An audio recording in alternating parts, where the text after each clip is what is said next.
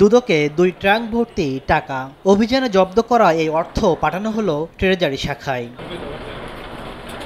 টাকার উৎসের বিষয়ে সংবাদ সম্মেলনে সংস্থাটির মহাপরিচালক জানান, গেল বৃহস্পতিবার রাতে সাবেক সেনা কর্মকর্তা সাইফুল আলমের বাসায় অন্যান্য সংস্থার সঙ্গে অভিযান চালিয়ে নগদ 2,45,00,000 টাকা উদ্ধার করে দুদক। ইতোমধ্যে তার বিরুদ্ধে অবৈধ সম্পদের অনুসন্ধান করছেন তারা।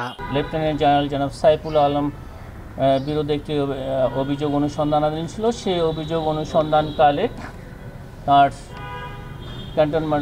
ক্যান্টনমেন্টস্থ বাসায় অভিযানকালে গোপন সংবাদের ভিত্তিতে একটি অভিযান পরিচালনা করা হয়।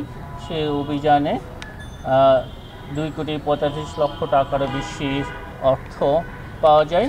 এদিন 34 কোটি টাকার অবৈধ সম্পদ অর্জনের অভিযোগে শেখ হাসিনার রাজনৈতিক উপদেষ্টা এইচ.টি. ইমামের ছেলে সাবেক এমপি তানভীর ইমাম ও তার স্ত্রী সন্তানের বিরুদ্ধে 3টি মামলা করেছে দুদক।